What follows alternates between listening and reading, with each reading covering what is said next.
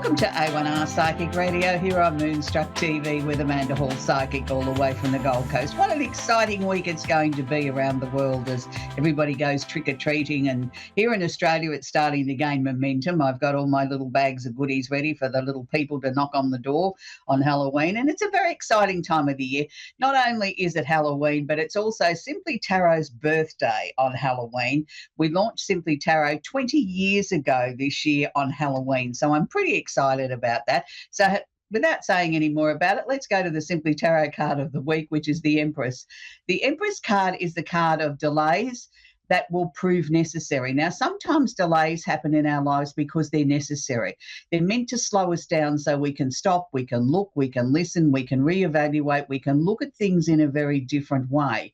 That, sometimes we're a little bit hasty in the decisions that we're making, and sometimes we need to just sort of slow down and maybe look at it from a different angle. So when you see the Empress card come out in a reading, it's saying to you, stop, look and listen. Let's just slow things down.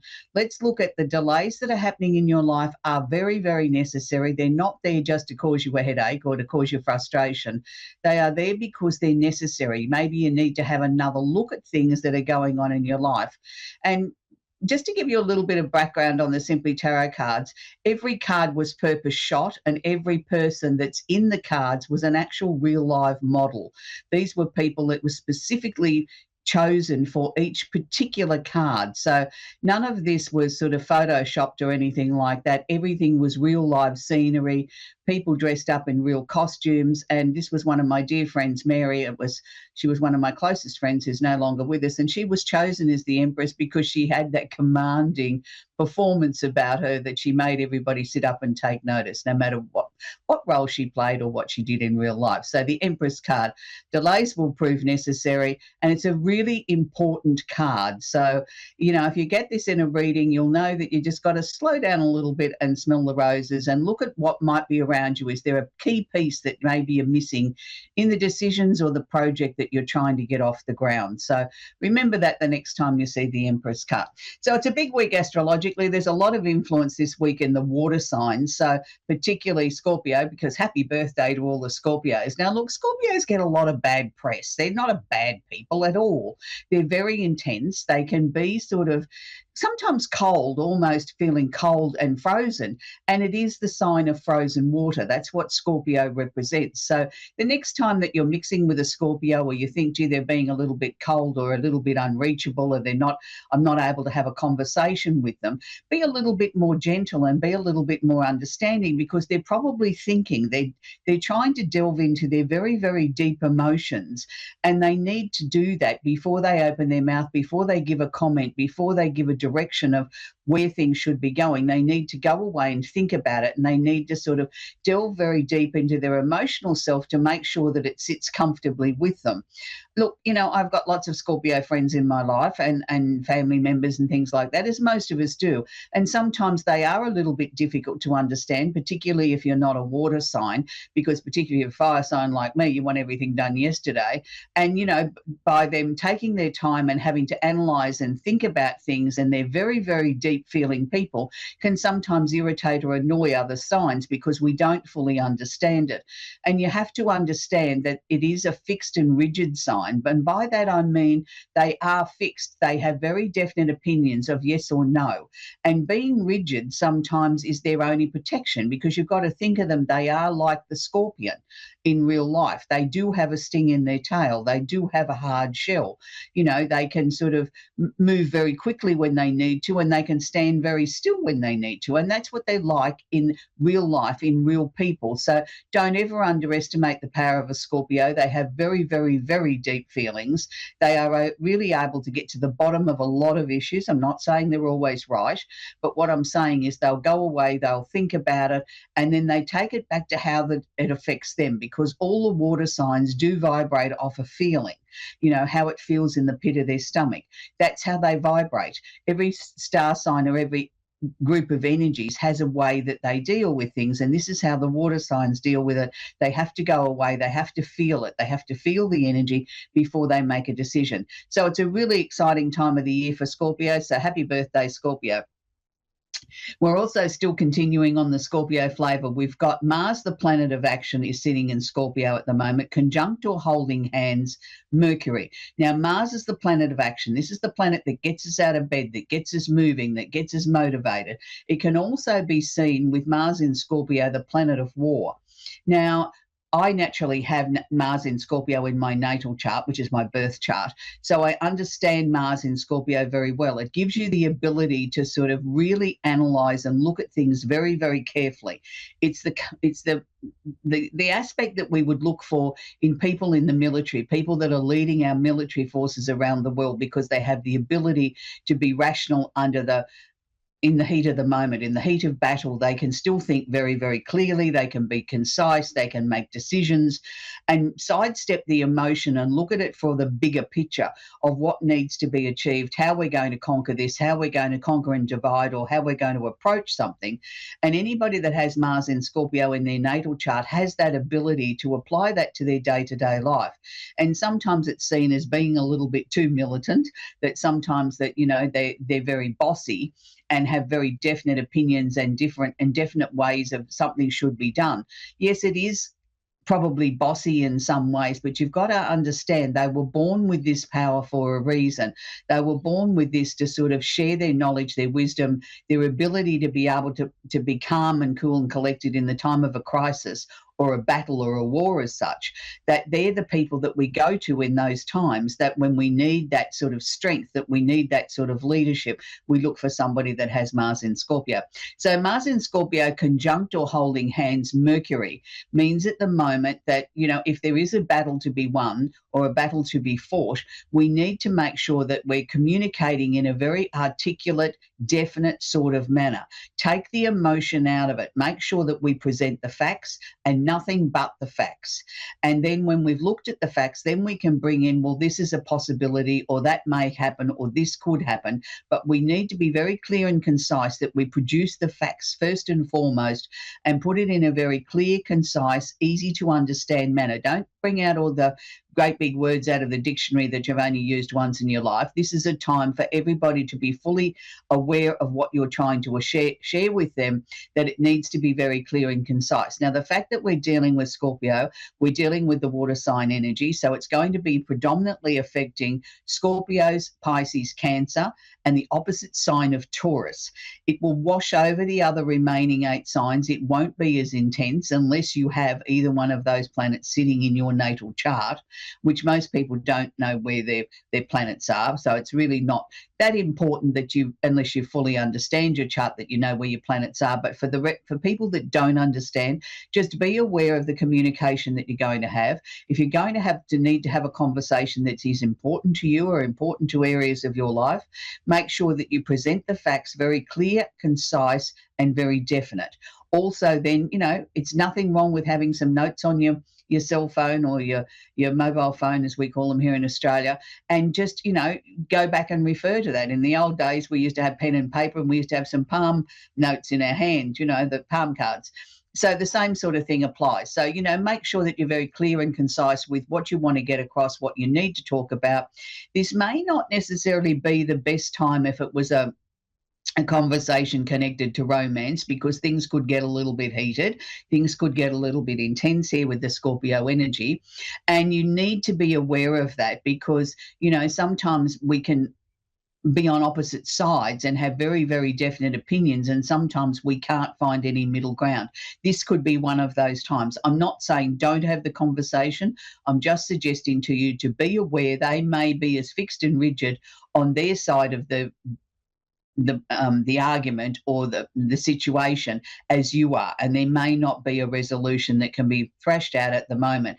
And in those sort of instances, agree to disagree, and we'll come back and revisit it in a week's time or another time that suits both of us, when things may be a little bit less intense.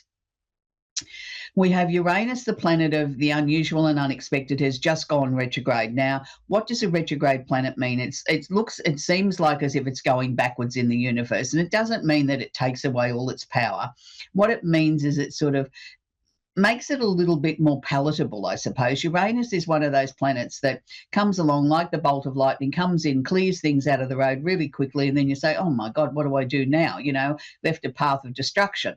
So, and not always is it destructive, but, it's cleared things out of the road really quickly. Now, Uranus is sitting in Gemini at the moment. Now, Gemini is an air sign, so it's going to be affecting the air signs, which is Libra, Aquarius, Gemini, obviously, and the opposite sign of Sagittarius. So for those sort of four signs, you need to be very, very aware. Things could happen very suddenly out of nowhere. Sometimes it'll seem as if it's something that you haven't been able to control. Sometimes it'll be something that you've been waiting on and bang, everything's starting to move, and that's really great. Now, I want you to be aware of this. Uranus will be going backwards or retrograde until January next year, late in January 2026. So we've got to expect the unusual and the unexpected. I have lots of clients around the world that, are air signs or Sagittarius, and a lot of them are saying to me at the moment, I'm on the precipice of doing something different. I'm looking for a new job. I'm looking to move. I'm looking to do something. And it's sort of like they're waiting. Well, that waiting will come to an end very suddenly when it does. And sometimes we have to get to that point of stillness before change actually happens too. So just be aware of that, but it will wash over the other remaining 8 signs. Things can come out of nowhere, that plum job, that opportunity, meeting somebody, changing your car, whatever. Things can happen very suddenly. So just be prepared for the unexpected. We also have Venus, the planet of love and affection, is sitting in Libra at the moment. And this is a nice place for Venus to sit because Venus is at home. Venus feels very comfortable here. So if you're looking for loves, then maybe it's sort of time to get out to sort of some luxurious sort of places, some places that are artistic, or the arts or music, anything that's creative. I think of going to the theatre or going to the movies or going to see a band or going to see a rock concert in the park, something that's creative, something that you're going out and you're mingling with people that are like-minded souls. I don't know too many people that go to an art gallery if you're not interested in art. So don't go there if you're not interested in art, because you're probably going to meet somebody that's a real, arty sort of person that really enjoys going to galleries. You want to meet people in environments that are conducive to what you feel sort of comfortable with as well. So still continuing on with the retrograde planets, we've still got 2 more that I want to talk about. And one of them is Saturn. Saturn is the planet of discipline. It's retrograde until February 26th, and it's gone back into Pisces. So it's, it spent a good 12 months in Pisces and then sort of moved into Aries briefly and it's gone back into Pisces now. So it's going back in there and sort of saying to all the water signs that you're just going to have one last little look. So it's like, okay, if you're a water sign, if you're a Pisces, Cancer or Scorpio, or the opposite sign of Virgo, we've got to make sure that we've got everything in order. The things that you've learnt in this last 12 to 18 months, are you applying them in your life? Is there anything else that needs adjusting, fixing up? Is there anything of an official level that you've sort of put on the back burner and sort of think, I'll get around to that? Well, now's the time to drag it out and look at it and sort of make sure that anything that's official is in place, and that you're listening to what your body is telling you. You're listening to the cues in life about what needs to change or what you need to tidy up. And if everything's tidy and everything, we'll just sit back and relax and, enjoy the fact that things have just slowed down just marginally while we regroup and we get ready for things to sort of start moving again. At the end of February next year, things are going to start to take off again like a rocket. So the final one we're going to talk about today is Neptune is also in Pisces, has just gone back into Pisces. It'll be there until December. So Neptune is the planet of illusion or delusion, but it's also the planet of creativity.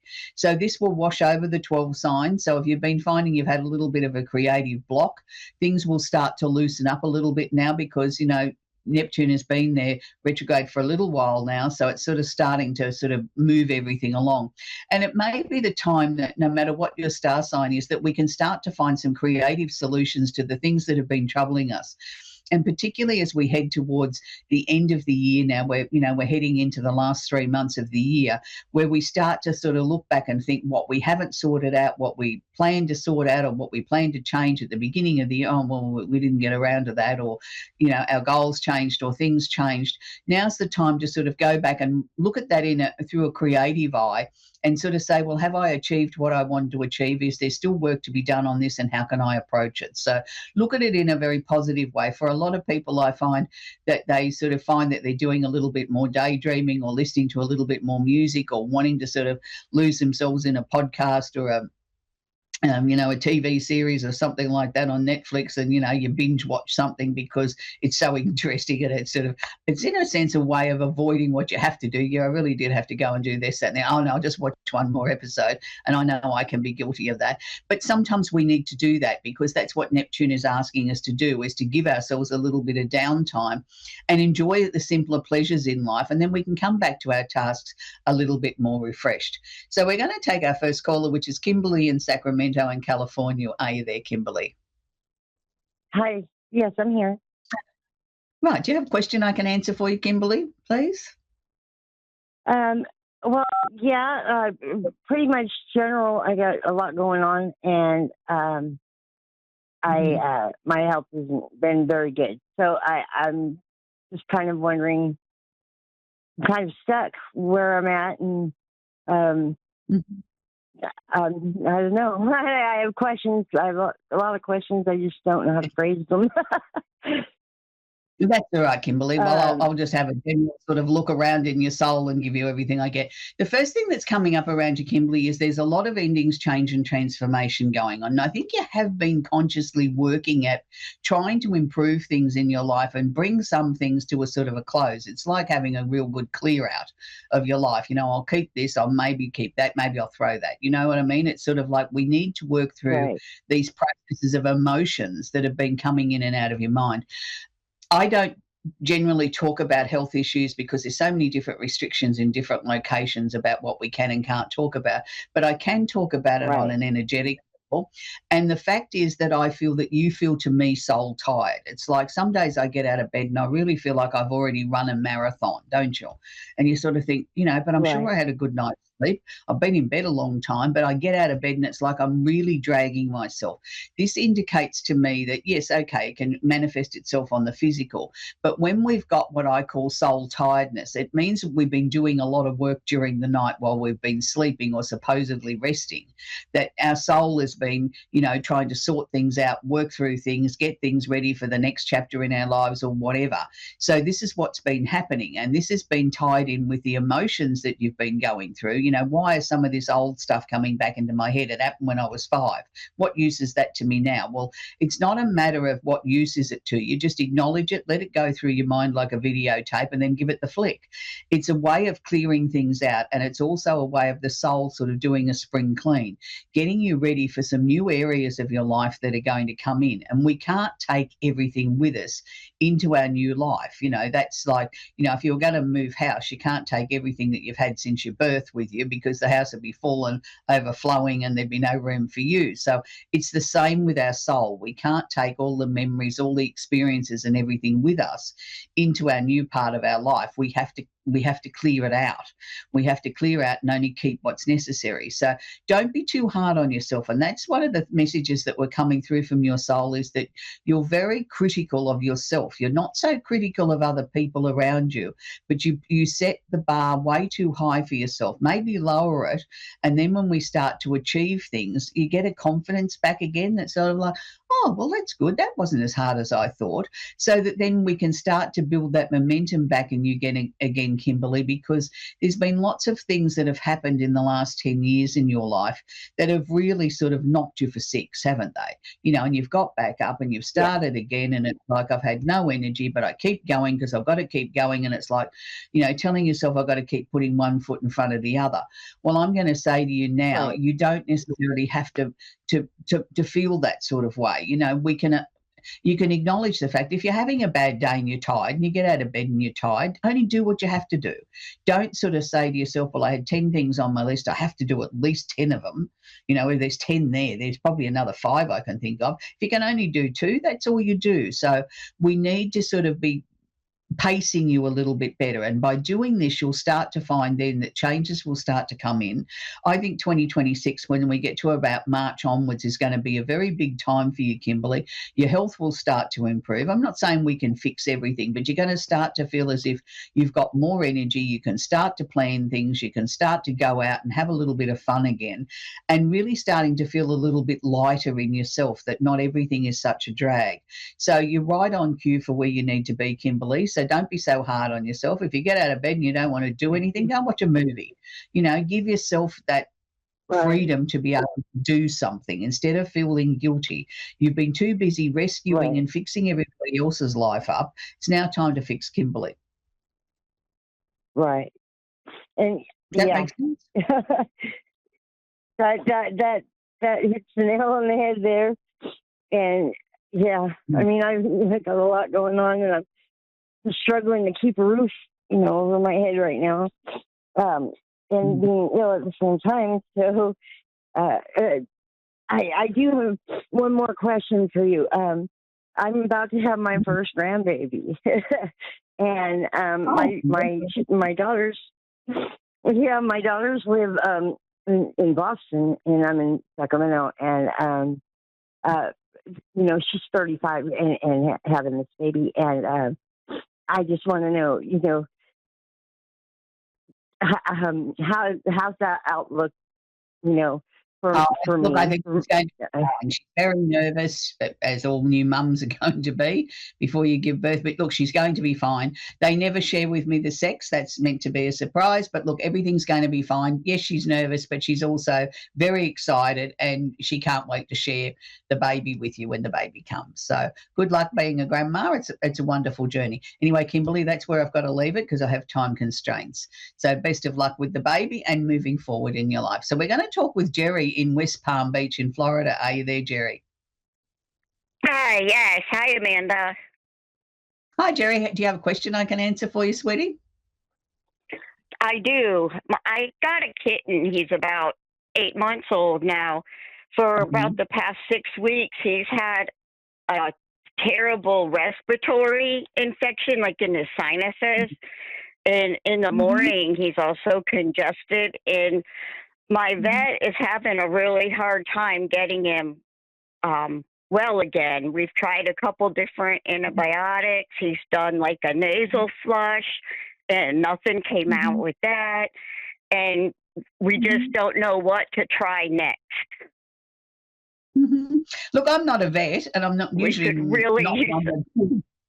or choosing to animals. But as you were telling me this, Jerry, I was being shown that you need to change the pet's food, the kitten's food.